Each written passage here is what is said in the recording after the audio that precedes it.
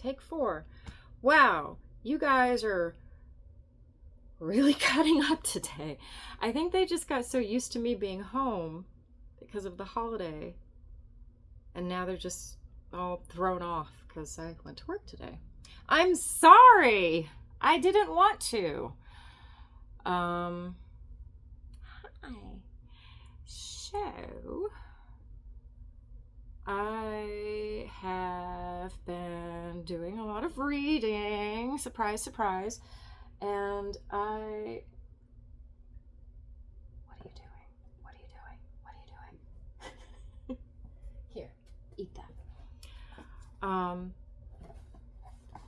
So I have this book, and it's great. It's this neat little hardback that came with this slipcover. So it's this guy here. It's The Thanksgiving Visitor by Truman Capote. And yeah, it's like this. Pretty cool, huh?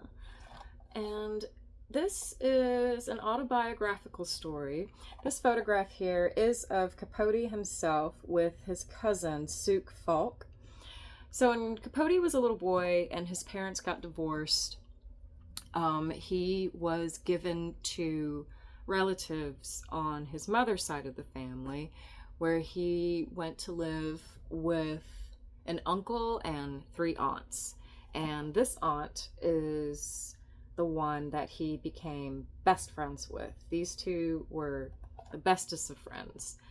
And this story talks about an experience that he had with a childhood bully. And I just find this story so interesting because, like, I once wrote about a bully, and this person, I mean, they were something else. They were pretty bad. And when I wrote this story, I had to I wrote about it and sort of like, I wrote it like a horror story to kind of disassociate myself from the memories because it was just so painful. And she is absolutely written as a villain. And in this story, the bully isn't, I don't know, it's written in such a way where he's not a villain, and Capote isn't really a victim. And it just kind of makes me rethink different experiences that I had with people where, like, I have definitely had like forgiveness arcs with people, and then people who are just dead to me. And it's just interesting how, you know, everybody has their limits as to what's forgivable and what's not for different people, different circumstances. And it's just, I don't know, I find the subject of forgiveness really interesting, and how you can completely change your perspective on someone when you know more about their life.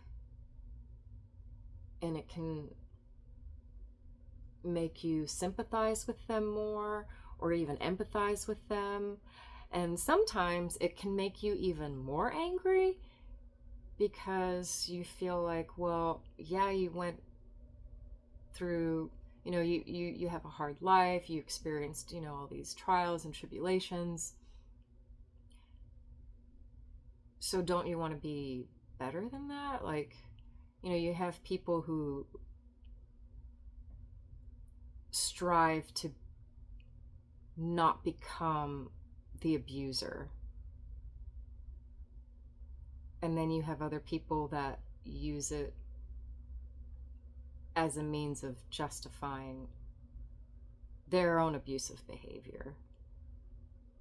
And the way he writes this story, the way it ends especially, he just does such a great job blending the pain of a child and just like the injustice that a child feels when they're being picked on, when they feel betrayed,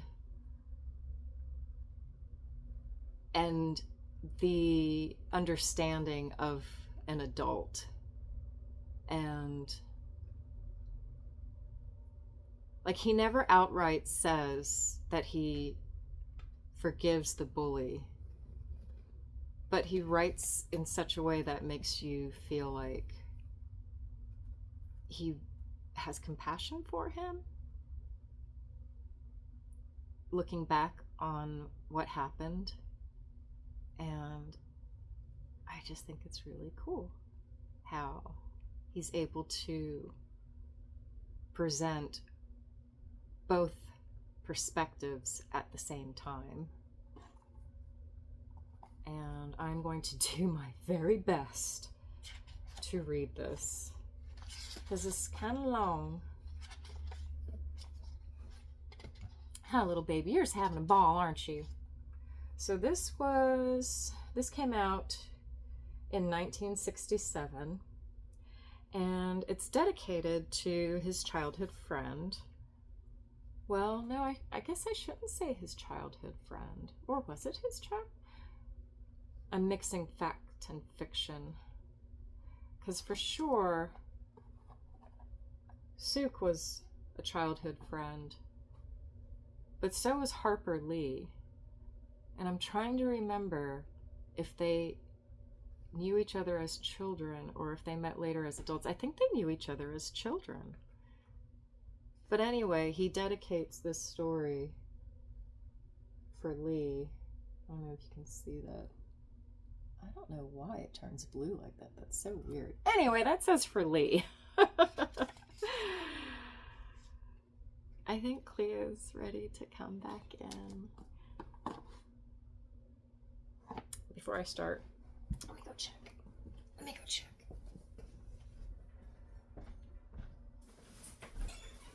Yes, hi, big girl.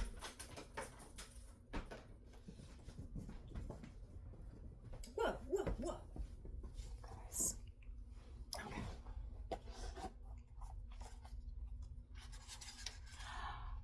And by the way, this story and A Christmas Memory, they are both available online to listen to. And it's hi Cleo. Oh, you're chilly. Hi. Oh, baby girl, what? Hi. And the recordings, they're of Truman Capote himself doing the reading. And I highly encourage you to listen to these recordings. So I don't know about you guys, but you know how like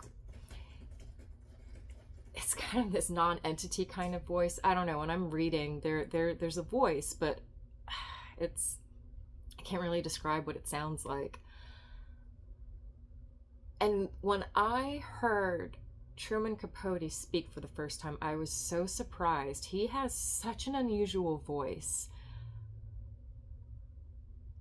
And it's just fascinating listening to him read these stories that he wrote about his own life.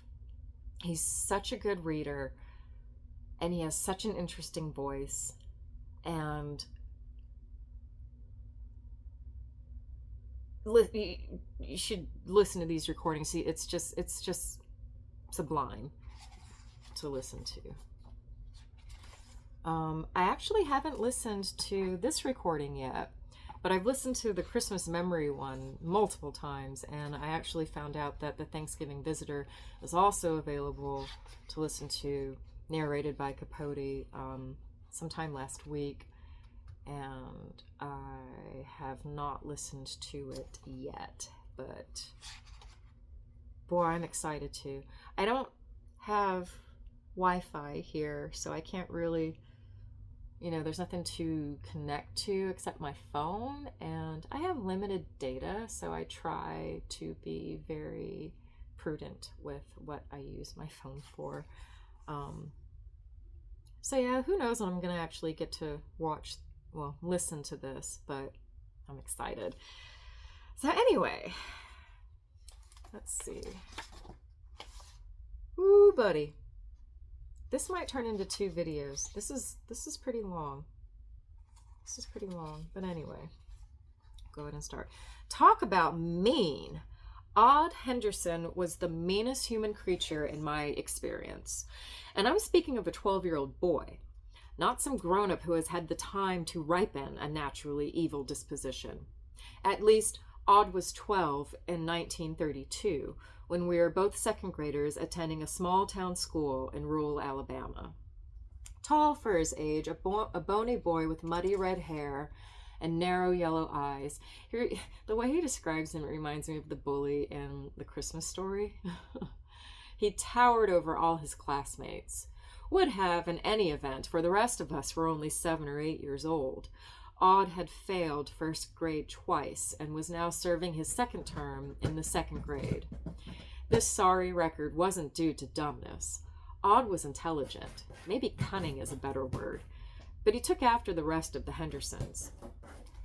You're killing me. She does not care.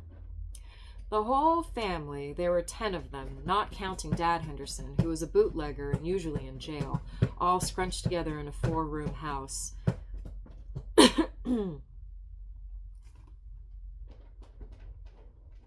don't want to start over for the 5th time. I'm just going to keep going.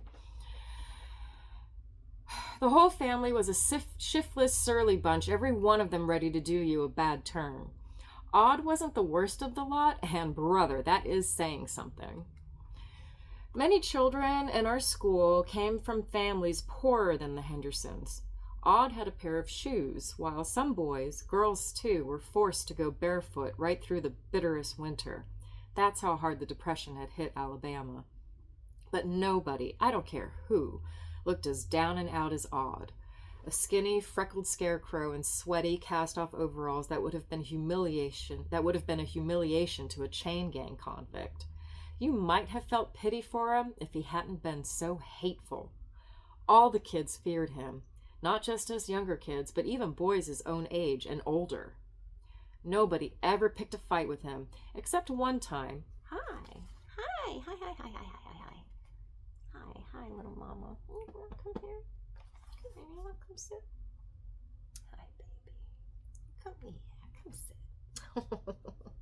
You come sit in my lap while I read? Little baby. She said, yes, please. Oh my God, I'm dying, you guys. She just curled up in my lap.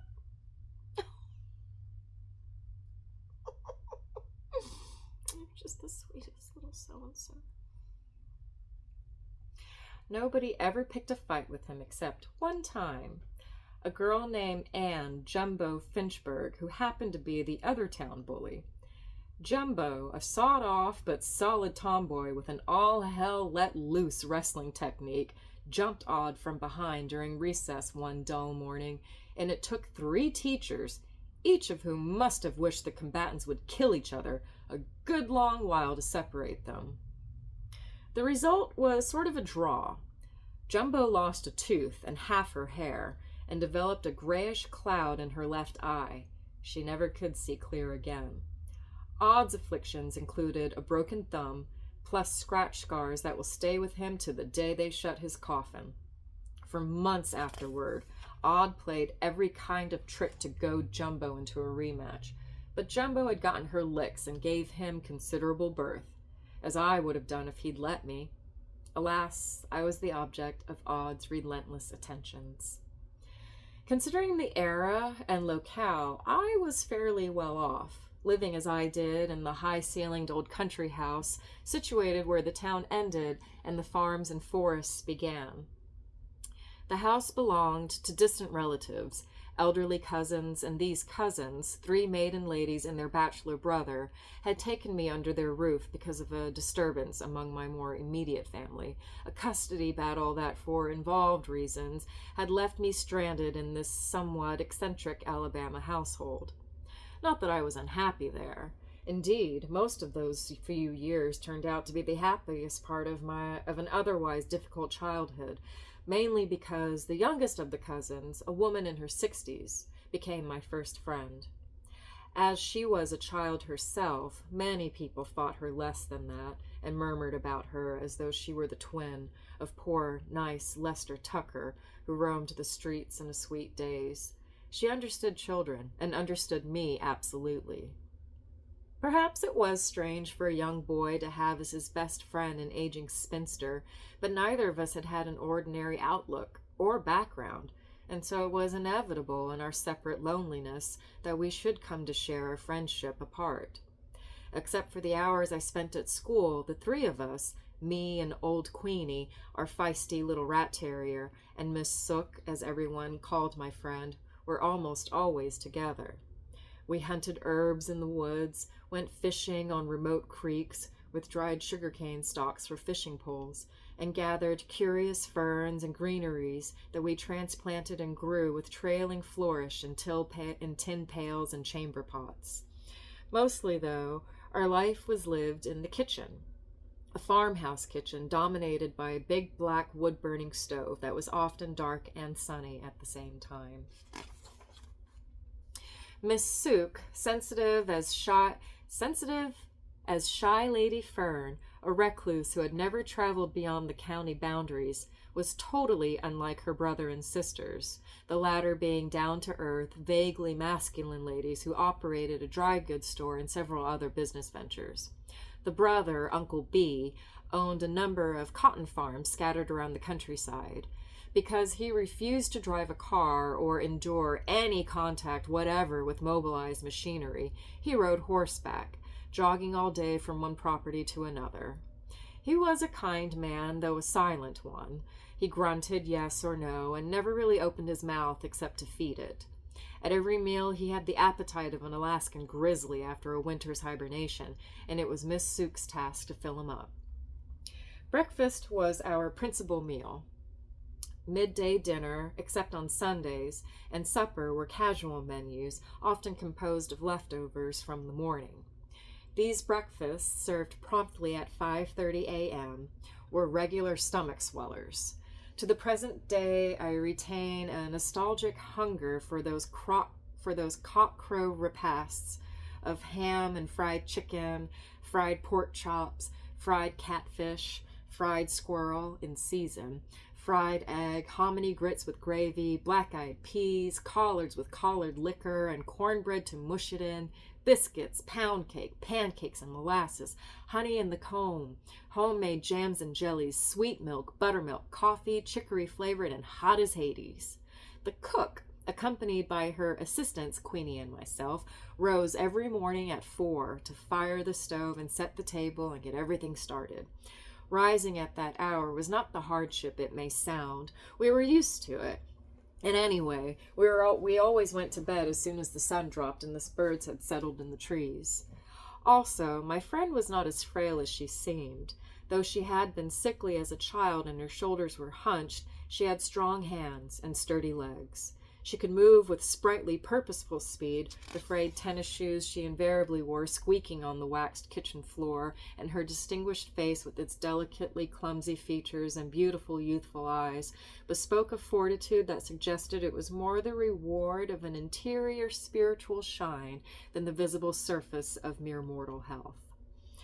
Nevertheless, depending on the season and the number of hands employed on Uncle B's farms, there were sometimes as many as 15 people sitting down to those dawn banquets. The hands were entitled to one hot meal a day. It was part of their wages. Miss Suk chopped firewood, tended a large menagerie of chickens, turkeys, and hogs, scrubbed, dusted, mended all our clothes. Yet when I came home from school, she was always eager to keep me company, to play a card game named Rook, or rush off on a mushroom hunt, or have a pillow fight, or as we sat in the kitchen's waning afternoon light, waning, I think it's waning, help me with homework. She loved to pore over my textbooks, the geography atlas especially. "Oh, Buddy," she would say, because she called me Buddy, "just think of it. A lake named Titicaca. That really exists somewhere in the world." My education was her education as well. Due to her childhood illness, she had had almost no schooling. Her handwriting was a series of jagged eruptions, the spelling a highly personal and phonetic affair. I could already write and read with a smoother assurance than she was capable of, though she managed to study one Bible chapter every day and never missed Little Orphan Annie or the Katzenjammer Kids comics carried by the mobile paper. She took a bristling pride in our report cards. "Gosh, Buddy, 5 A's, even arithmetic." I didn't dare to hope we'd get an A in arithmetic. It was a mystery to her why I hated school, why some mornings I wept and pleaded with Uncle B, the deciding voice in the house, to let me stay home. Of course, it wasn't that I hated school. What I hated was Odd Henderson, the torments he contrived. For instance, he used to wait for me in the shadows under a water oak that darkened an edge of the school grounds. In his hand he held a paper sack stuffed with prickly cockleburs collected on his way to school. There was no sense in trying to outrun him, for he was quick as a coiled snake. Like a rattler he struck, slammed me to the ground, and, his slitty eyes gleeful, rubbed the burrs into my scalp. Usually a circle of kids ganged around to titter, or pretend to. They didn't really think it funny, but Odd made them nervous and ready to please. Later, hiding in a toilet in the boys' room, I would untangle the burrs, knotting my hair. This took forever and always meant missing the first bell. Our second grade teacher, Miss Armstrong, was sympathetic, for she suspected what was happening. But eventually, exasperated by my continued tardiness, she raged at me in front of the whole class. "Little Mr. Big Britches, what a big head he has, waltzing in here 20 minutes after the bell. A half hour." Whereupon I lost control. I pointed at Odd Henderson and shouted, "Yell at him! He's the one to blame, the son of a bitch!" I knew a lot of curse words, yet even I was shocked when I heard what I'd said resounding in an awful silence, and Miss Armstrong, advancing toward me, clutching a heavy ruler, said, "Hold out your hand, sir. Palms up, sir."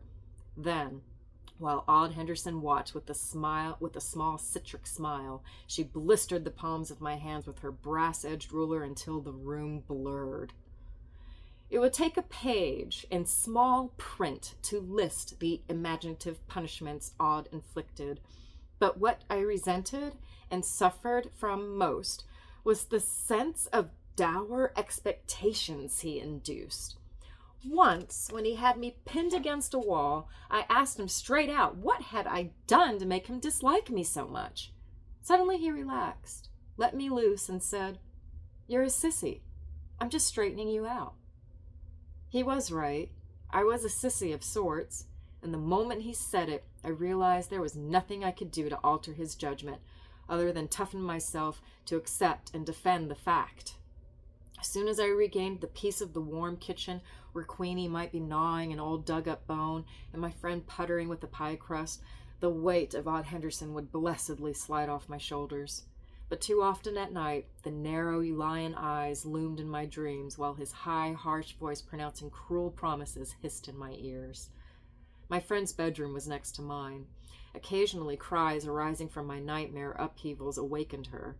Then she would come and shake me out of an Odd Henderson coma. "Look," she said, lighting a lamp, "you've even scared Queenie. She's shaking." And, "Is it a fever? You're wringing wet. Maybe we ought to call Dr. Stone." But she knew that it wasn't a fever. She knew that it was because of my troubles at school, for I had told her how Odd Henderson treated me. But now I'd stopped talking about it, never mentioned it anymore, because she refused to acknowledge that any human could be as bad as I made him out. innocence, preserved by the absence of experience that had always isolated Miss Sooke, left her incapable of encompassing an evil so complete. "Oh," she might say, rubbing heat into my chilled hands, "he only picks on you out of jealousy. He's not smart and pretty as you are." Or, less jestingly, "The thing to keep in mind, buddy, is this boy can't help acting ugly. He doesn't know any different. All those Henderson's children have had it hard, and you can lay that at Dad Henderson's door. I don't like to say it, but that man never was anything except a mischief and a fool. Did you know Uncle B horsewhipped him once? Caught him beating a dog and horsewhipped him on the spot.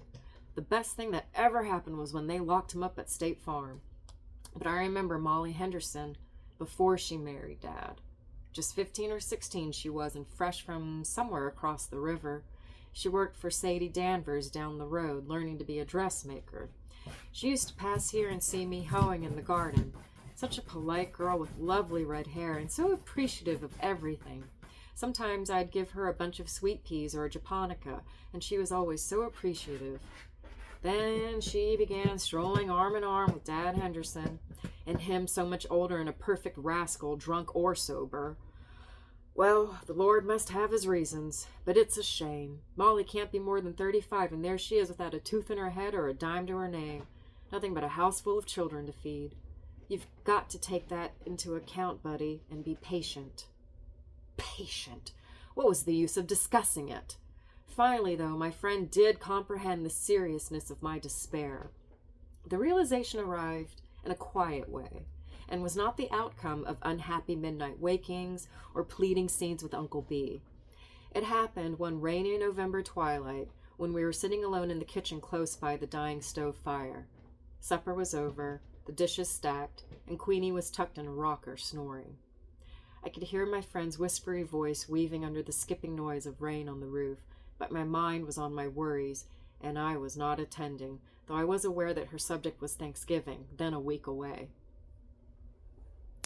My cousins never married. Uncle B had almost married, but his fiancée returned the engagement ring when she saw that sharing a house with 3 very individual spinsters would be part of the bargain. However, they boasted extensive family connections throughout the vicinity, cousins aplenty and an aunt, Mrs. Mary Tyler Wheelwright, who was 103 years old. As our house was the largest and the most conveniently located, it was traditional for these relations to aim themselves our way every year at Thanksgiving. Though there were seldom fewer than 30 celebrants, it was not an onerous chore, because we provided only the setting and an ample number of stuffed turkeys. The guests supplied the trimmings, each of them contributing her particular speciality. A cousin twice removed, Harriet Parker from Flomenton, made perfect ambrosia, transparent orange slices combined with freshly ground coconut. Harriet's sister Alice usually arrived carrying a dish of whipped sweet potatoes and raisins. The Conklin tribe, Mr. and Mrs. Bill Conklin and their quartet of handsome daughters, always brought a delicious array of vegetables canned during the summer. My own favorite was a cold banana pudding, a guarded recipe of the ancient aunt who, despite her longevity, was still domestically energetic. To our sorrow, she took the secret with her when she died in 1934, aged 105. And it wasn't age that lowered the curtain. She was attacked and trampled by a bull in a pasture. Miss Sooke was ruminating on these matters while my mind wandered through a maze as melancholy as the wet twilight. Suddenly I heard her knuckles rap the kitchen table. "Buddy!" "What?" "You haven't listened to one word." "Sorry. I figure we'll need 5 turkeys this year. When I spoke to Uncle B about it, he said he wanted you to kill them. Dress them, too." "But why?" "He says a boy ought to know how to do things like that." Slaughtering was Uncle B's job. It was an ordeal for me to watch him butcher a hog or even wring a chicken's neck. My friend felt the same way. Neither of us could abide any violence bloodier than swatting flies, so I was taken aback at her casual relaying of this command. "Well, I won't." Now she smiled. "Of course you won't. I'll get Bubber to do it. Pay him a nickel. But she said, her tone descending conspiratorially. We'll let Uncle B believe it was you. Then he'll be pleased and stop saying it's such a bad thing. What's a bad thing? Our always being together. He says you ought to have other friends, boys your own age. Well, he's right. I don't want any other friend. Hush, buddy, now hush. You've been real good to me. I don't know what I'd do without you. Just become an old crab. But I want to see you happy, buddy. Strong, able to go out in the world. And you're never going to until you come to terms with people like Odd Henderson and turn them into friends. Him? He's the last friend in the world I want. Please, buddy, invite that boy here for Thanksgiving dinner. Though the pair of us occasionally quibbled, we never quarreled. At first, I was unable to believe she meant her request as something more than a sample of poor taste humor. But then, seeing that she was serious, I realized with bewilderment that we were edging toward a falling out. I thought you were my friend. I am, buddy, truly. If you were, you couldn't think up a thing like that. Odd Henderson hates me. He's my enemy. He can't hate you. He doesn't know you. Well, I hate him. Because you don't know him. That's all I ask. The chance for you to know each other a little. Then I think this trouble will stop. And maybe you're right, buddy. Maybe you boys won't ever be friends. But I doubt that he'd pick on you anymore. You don't understand. You've never hated anybody. No, I never have. We're allotted just so much time on earth, and I wouldn't want the Lord to see me wasting mine in any such manner. I won't do it. He'd think I was crazy, and I would be. The rain had let up, leaving a silence that lengthened miserably. My friend's clear eyes contemplated me as though I were a rook card she was deciding how to play. She maneuvered a salt-pepper lock of hair off her forehead and sighed. Then I will. Tomorrow, she said, I'll put on my hat and pay a call on Molly Henderson. This statement certified her determination, for I'd never known Miss Soup to plan a call on anyone, not only because she was entirely without social talent, but also because she was too modest to presume a welcome. I don't suppose there will be much Thanksgiving in their house. Probably Molly would be very pleased to have Odd sit down with us. Oh, I know Uncle B would never permit it, but the nice thing to do is invite them all. My laughter woke Queenie, and after a surprised instant, my friend laughed too. Her cheeks pinked and a light flared in her eyes. Rising, she hugged me and said, "Oh, buddy, I knew you'd forgive me and recognize there was some sense to my notion." She was mistaken. My merriment had other origins. 2. One was the picture of Uncle B carving turkey for all those cantankerous Hendersons. The second was, it had occurred to me that I had no cause for alarm. Miss Soup might extend the invitation, and Odd's mother might accept it in his behalf, but Odd wouldn't show up in a million years. He would be too proud. For instance, throughout the Depression years, our school distributed free milk and sandwiches to all children whose families were too poor to provide them with a lunchbox. But Odd, emaciated as he was, refused to have anything to do with these handouts. He'd wander off by himself and devour a handful of peanuts or gnaw a large raw turnip. This kind of pride was characteristic of the Henderson breed. They might steal, gouge the gold out of a dead man's teeth, but they would never accept a gift offered openly, for anything smacking of charity was offensive to them. Odd was sure to figure Miss Soup's invitation as a charitable gesture, or see it, and not incorrectly, as a blackmailing stunt meant to make him ease up on me. I went to bed that night with a light heart, for I was certain my Thanksgiving would not be marred by the presence of such an unsuitable visitor. The next morning I had a bad cold, which was pleasant. It meant no school. It also meant, Hi, little mama. It also meant I could have a fire in my room and cream of tomato soup. Ooh, that sounds good.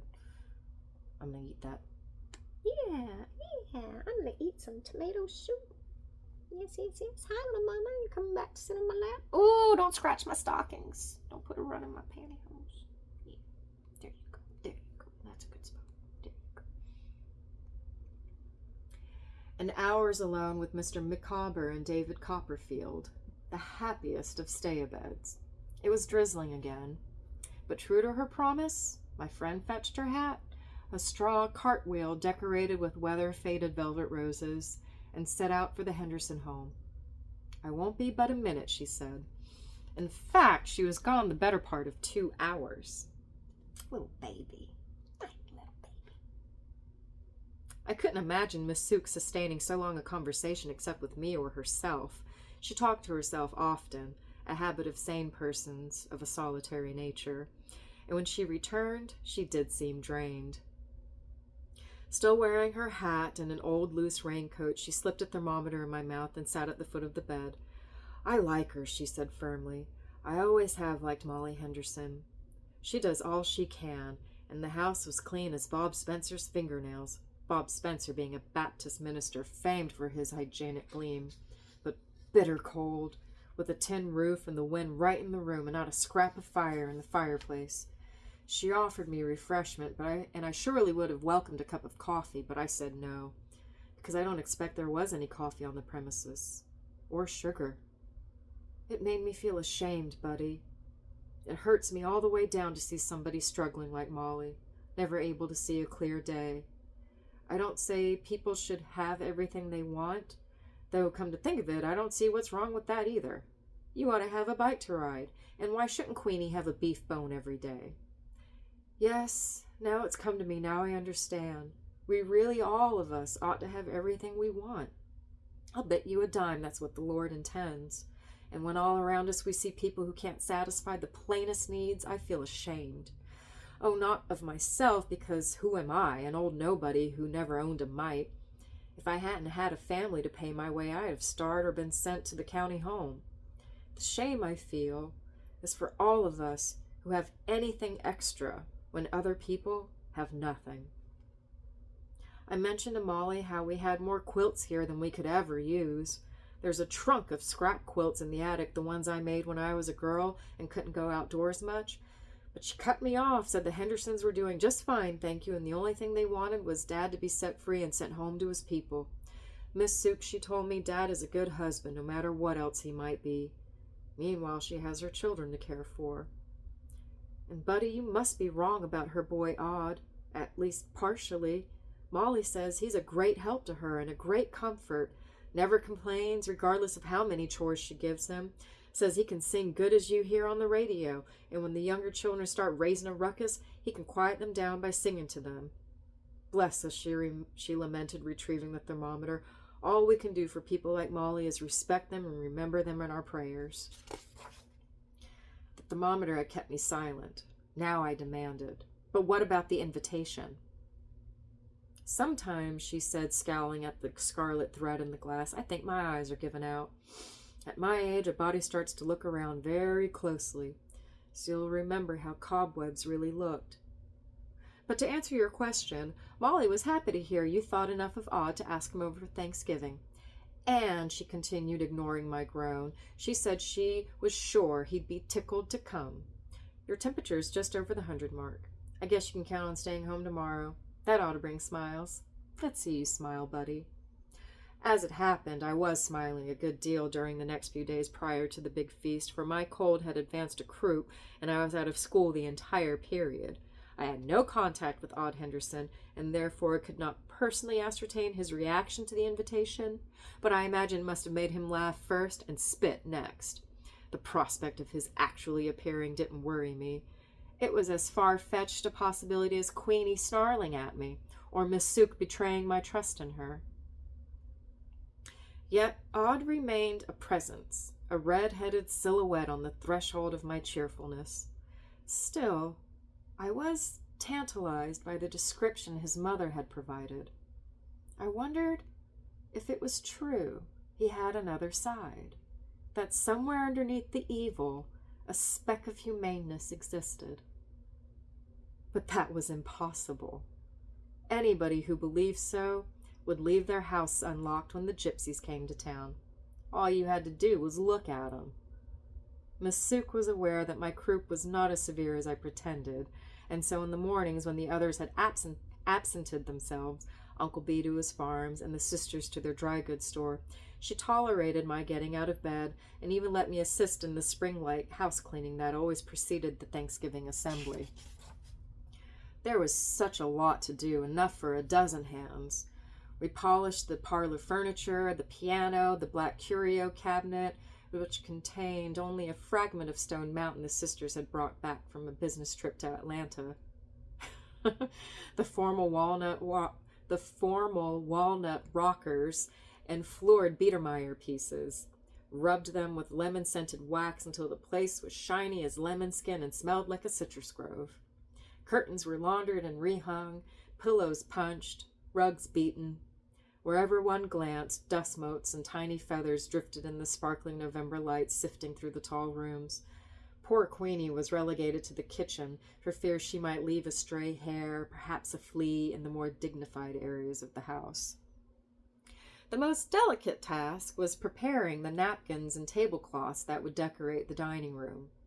The linen had belonged to my friend's mother, who had received it as a wedding gift.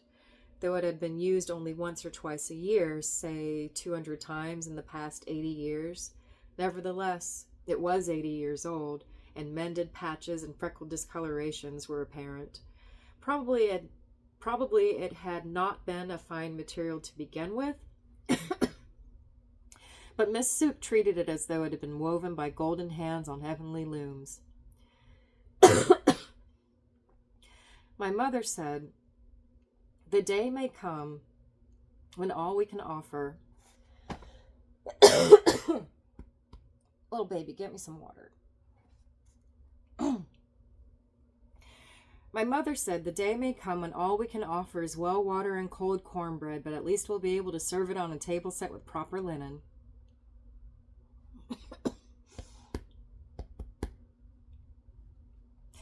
At night, after the day's dashing about, I need water. I'm going to power through.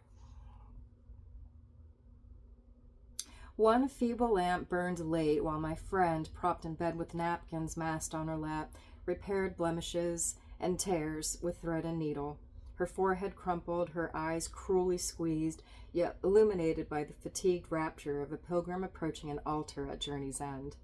From hour to hour, as the shivery tolls of the faraway courthouse clock numbered 10 and 11 and 12, I would wake up and see her lamp still lit, and would drowsily lurch into her room to reprimand her. "You ought to be asleep." "In a minute, buddy. I just can't now. When I think of all the company coming, it scares me. Starts my head whirling," she said, ceasing to stitch and rubbing her eyes. "Whirling with stars."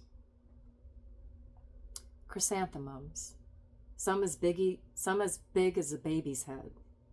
Bundles of curled penny-colored leaves with flickering lavender underhues. "Chrysanthemums," my friend commented as we moved through our garden, stalking flower show blossoms with decapitating shears, "are like lions, kingly characters. I always expect them to spring, to turn on me with a growl and a roar." It was the kind of remark that caused people to wonder about Miss Sooke, though I understand that only in retrospect, for I always knew just what she meant. And in this instance, the whole idea of it, the notion of lugging those growling, gorgeous, roaring lions into the house and caging them in tacky vases, our final decorative act on Thanksgiving Eve, made us so giggly and giddy and stupid we were soon out of breath. "Look at Queenie," my friend said, stuttering with mirth. "Look at her ears, buddy, standing straight up. She's thinking, well, what kind of lunatics are these I'm mixed up with? Ah, Queenie, come here, honey. I'm going to give you a biscuit dipped in hot coffee." A lively day that Thanksgiving, lively with on and off showers and abrupt sky clearings, accompanied by thrusts of raw sun and sudden bandit winds snatching autumn's leftover leaves. The noises of the house were lovely too. Pots and pans, and Uncle B's unused and rusty voice as he stood in the hall in his creaking Sunday suit, greeting our guests as they arrived. A few came by horseback or mule-drawn wagon, the majority in shined-up farm trucks and rackety flivvers. Flivvers? Mr. and Mrs. Conklin and their 4 beautiful daughters drove up in a mint green 1932 Chevrolet. Mr. Conklin was well off. He owned several fishing smackers that operated out of Mobile, an object which aroused warm curiosity among the men present. They studied and poked it and all but took it apart. The first guests to arrive were Mrs. Mary Tyler Wheelwright, escorted by her custodians, a grandson and his wife. She was a pretty little thing, Mrs. Wheelwright.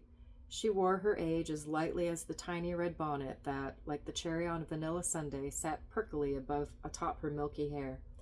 "Darling Bobby," she said, hugging Uncle B, "I realize we're an itty-bitty early, but you know me, always punctual to a fault," which is an apology deserved, for it was not yet 9 o'clock, and guests weren't expected much before noon. However, everybody arrived earlier than we intended, except the Perk McLeod family, who suffered 2 blowouts in the space of 30 miles and arrived in such a stomping temper, particularly Mr. McLeod, that we feared for the china.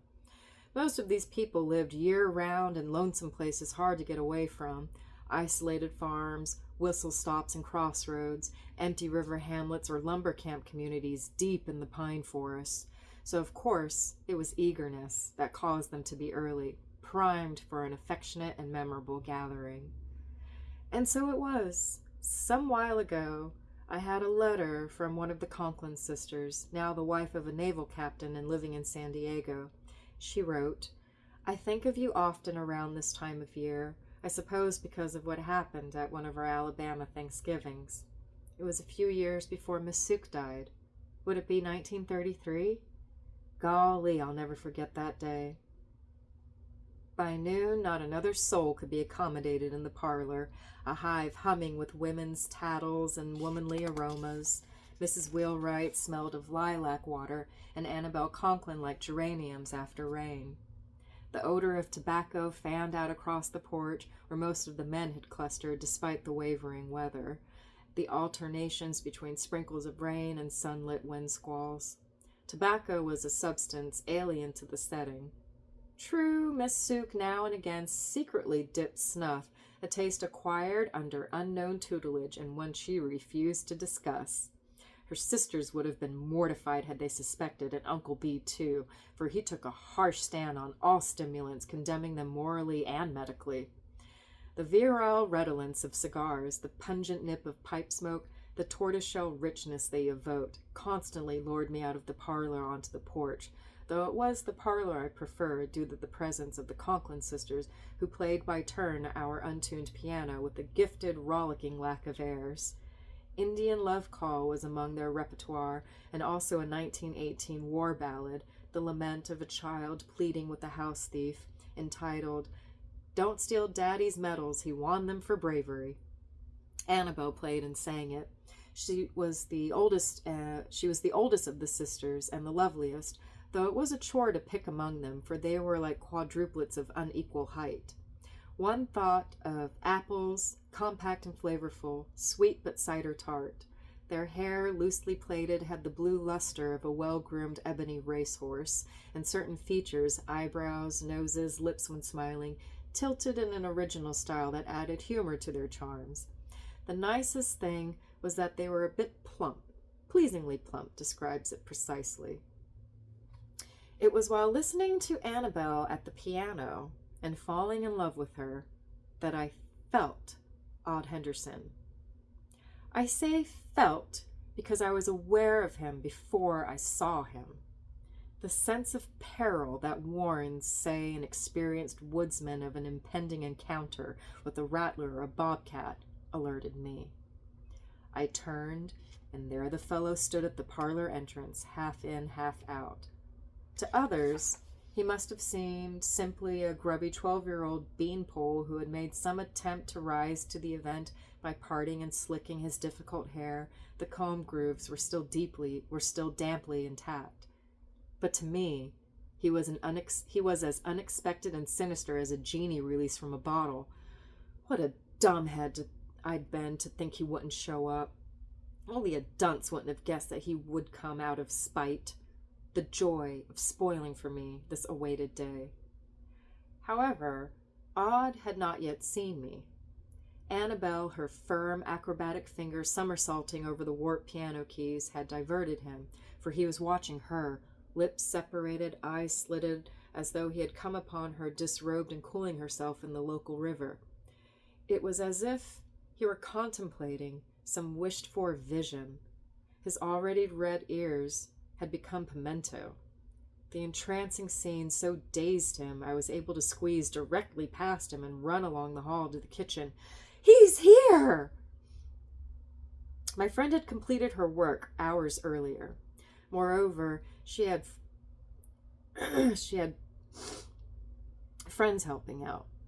Nevertheless, she had been hiding in the kitchen since our party started under a pretense of keeping the exiled Queenie company. In truth, she was afraid of mingling with any group, even one composed of relatives, which was why, despite her reliance on the Bible and its hero, she rarely went to church. Although she loved all children and was at ease with them, she was not acceptable as a child, yet she could not accept herself as a peer of grown-ups, and in a collection of them, behaved like an awkward young lady, silent and rather astonished. But the idea of parties exhilarated her. What a pity she couldn't take part invisibly, for then how festive she would have felt. I noticed that my friend's hands were trembling. So were mine.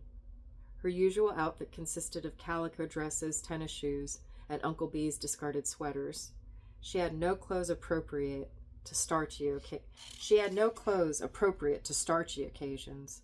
Today she was lost inside something borrowed from one of her stout sisters, a creepy navy blue dress its owner had worn to every funeral in the county since time remembered. "He's here," I informed her for the third time. "Odd Henderson." "Then why aren't you with him?" she said admonishingly. "That's not polite, buddy. He's your particular guest. You ought to be out there seeing he meets everybody and has a good time."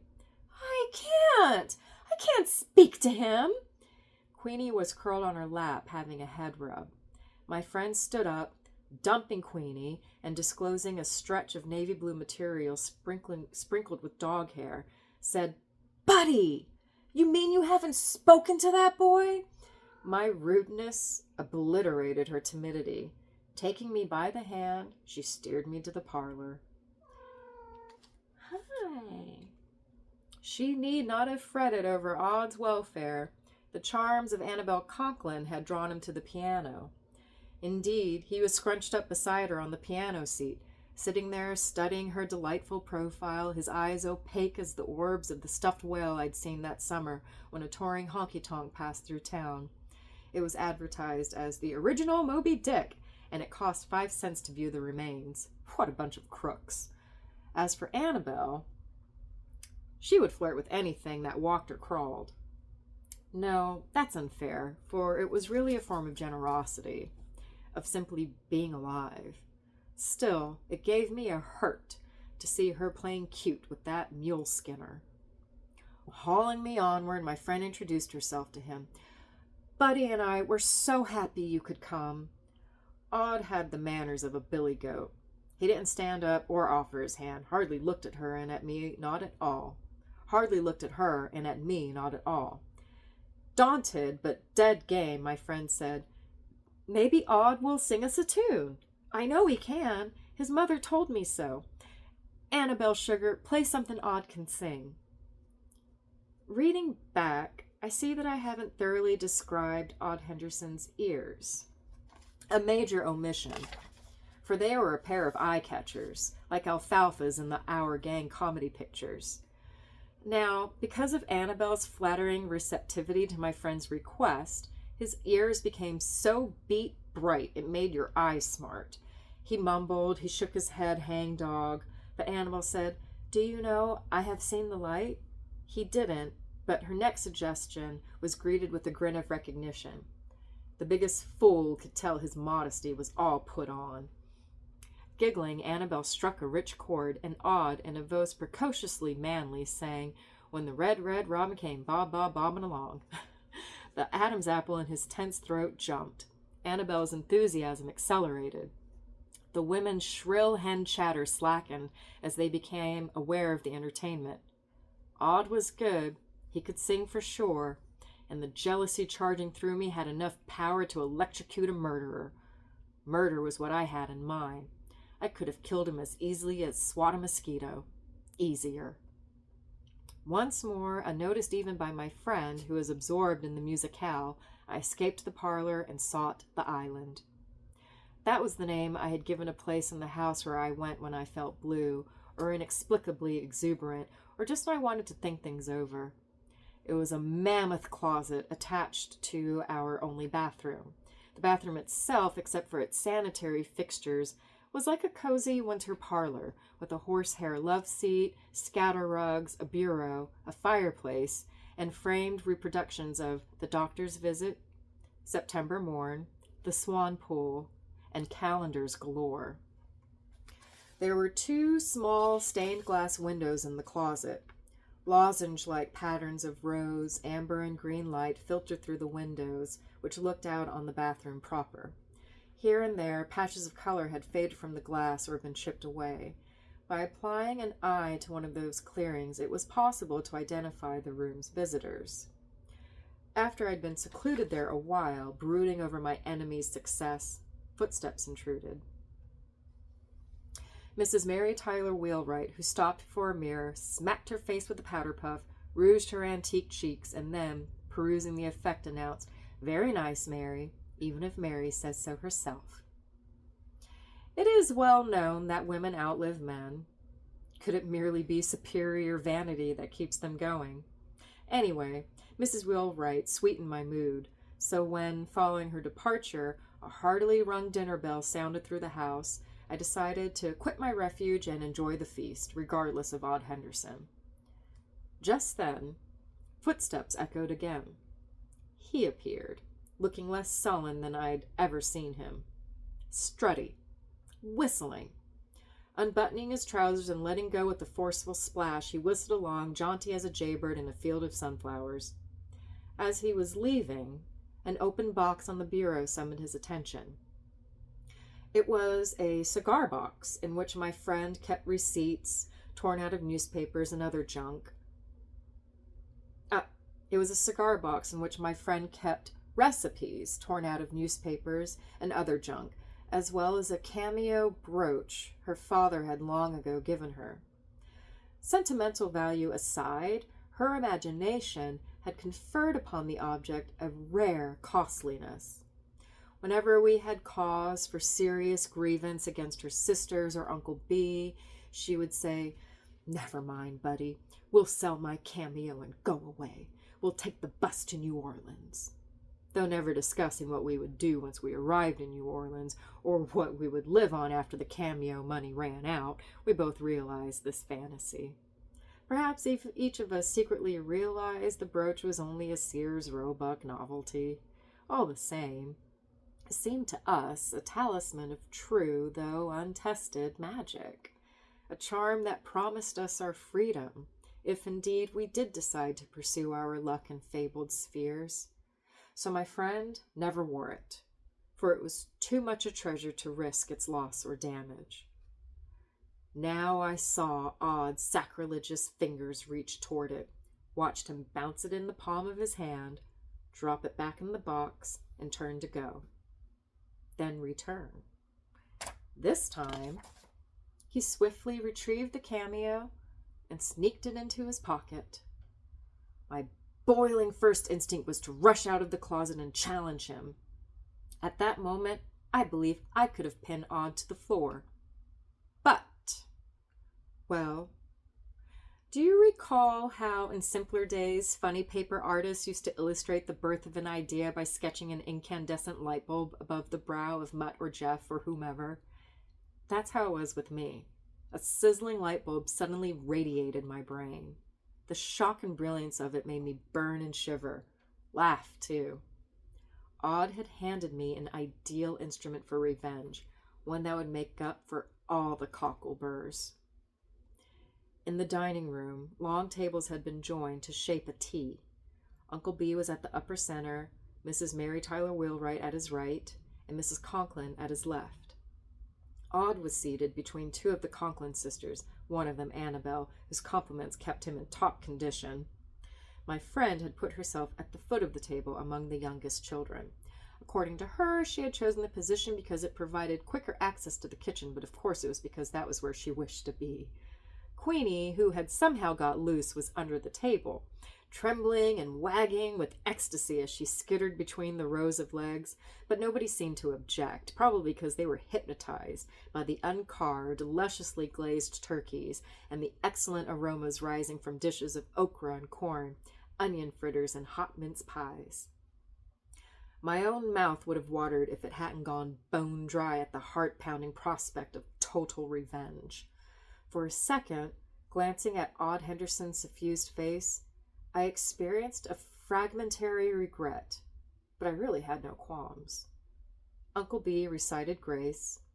Head bowed, eyes shut, calloused hands prayerfully placed, he intoned, "Bless you, O Lord, for the bounty of our table, the very fruits we can be thankful for on this Thanksgiving day of a troubled year."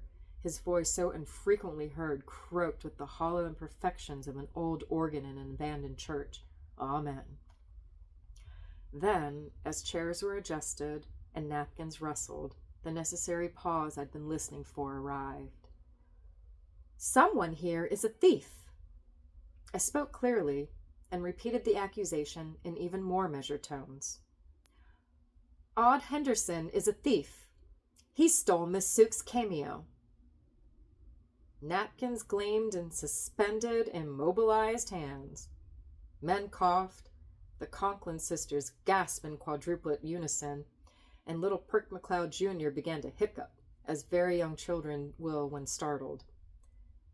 My friend, in a voice teetering between reproach and anguish, said, "But he doesn't mean that.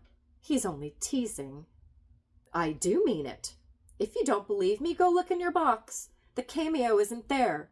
Odd Henderson has it in his pocket." "Buddy's had a bad croup," she murmured. "Don't blame him, Odd.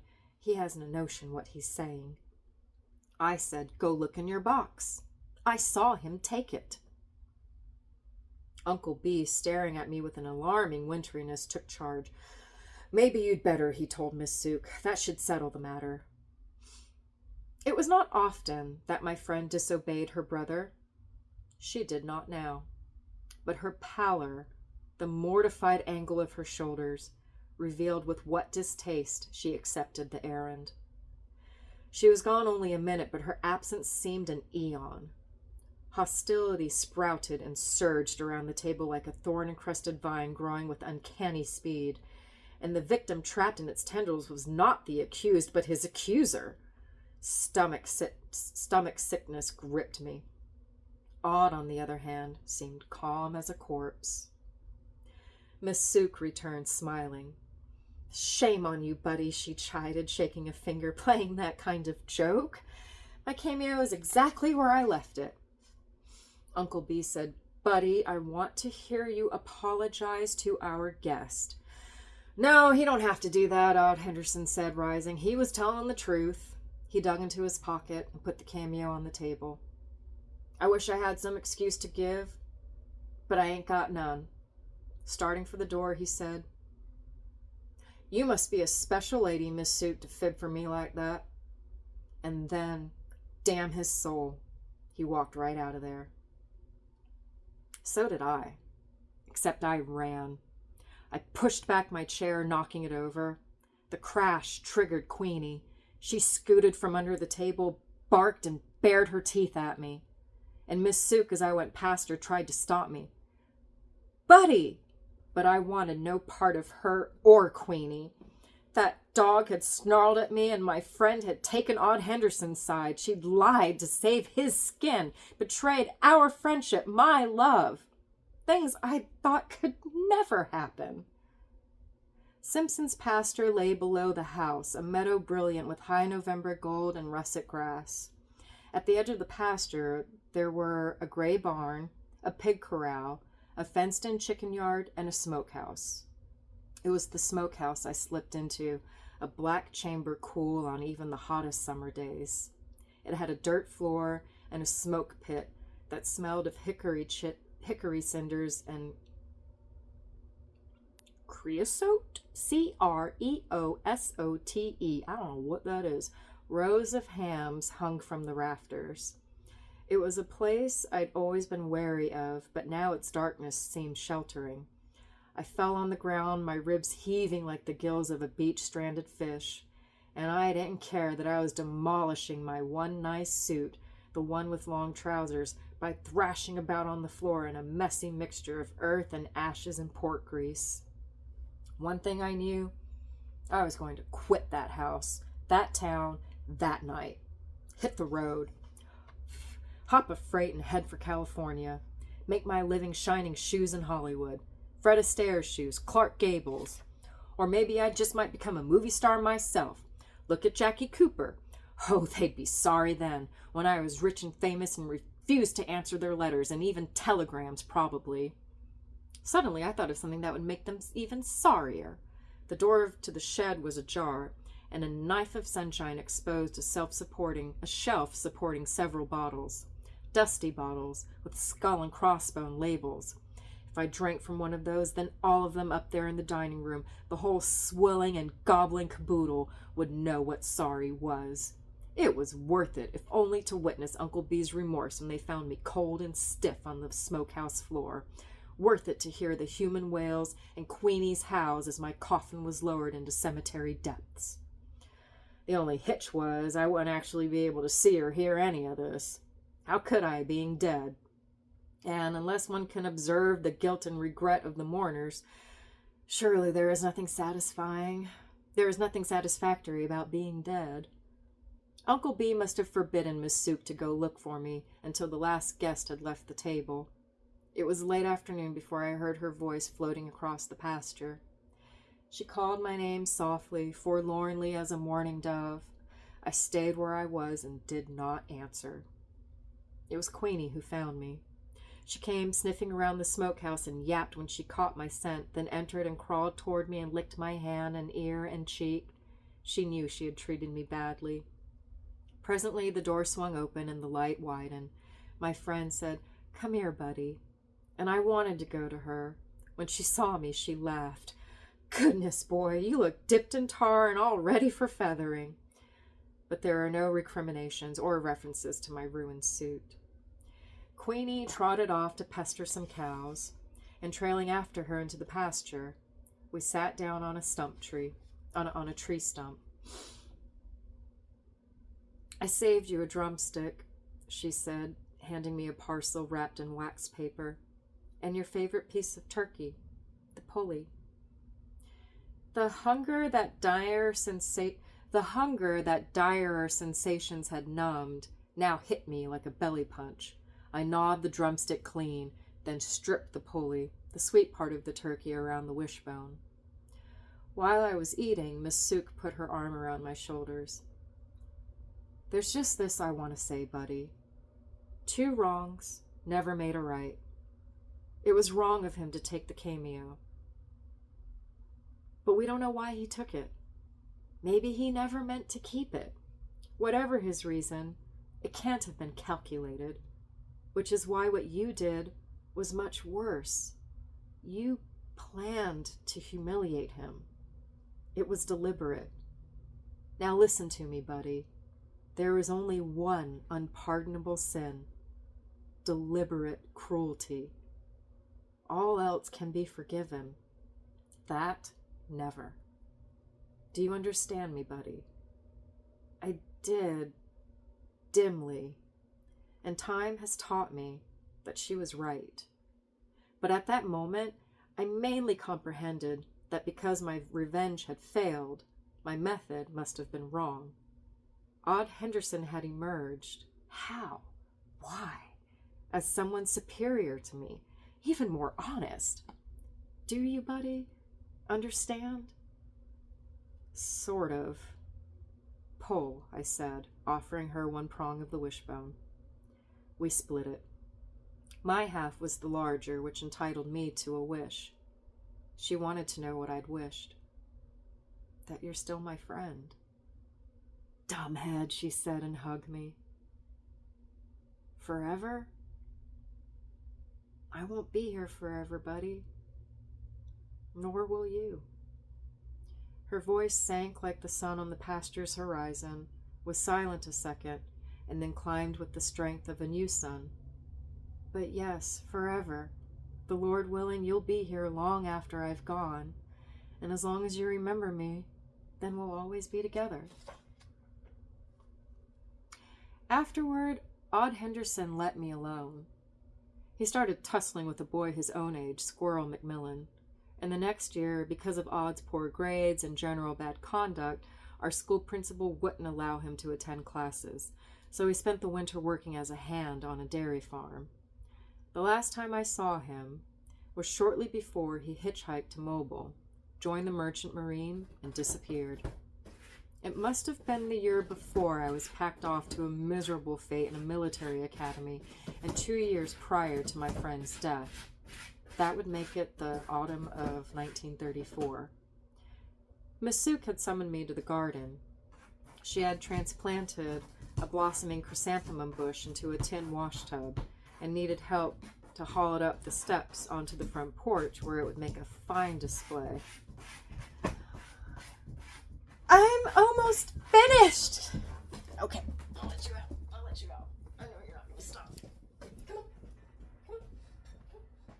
Come on. Oh, you're going to stop now that I'm giving you a tap? Yep, she is walking away. Now I'm going to sit down. And are you going to go back to the door? Oh, she's thinking about it.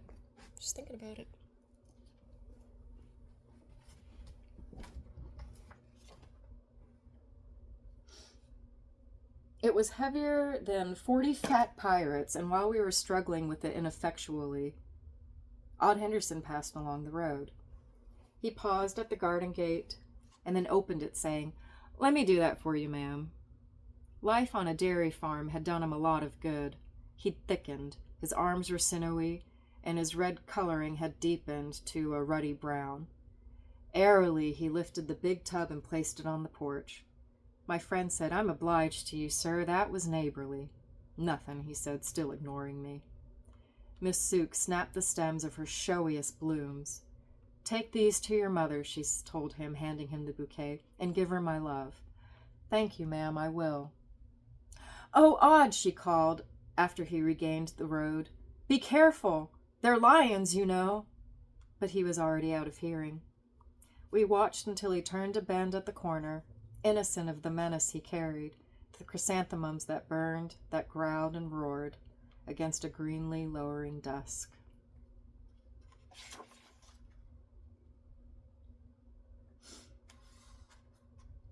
Until he was 10 years old, Truman Capote lived with a family of distant and elderly cousins in a small town in rural Alabama.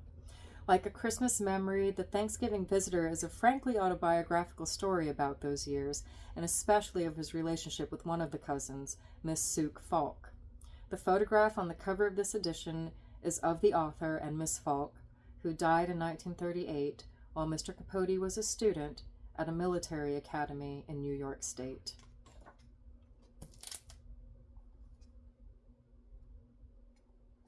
The end. Hi, little baby. You are so cute. I love that story. It's so good. I can't wait to listen to the recording of Capote reading it. Because let me tell you, the recording of him reading A Christmas Memory, it's so good. Oh, it's so good. Oh my God, I love it so much. He is just fascinating to listen to. Hi, little baby. All right, I'm starving, so thank you for hanging out, and I hope you enjoyed that. All right, bye.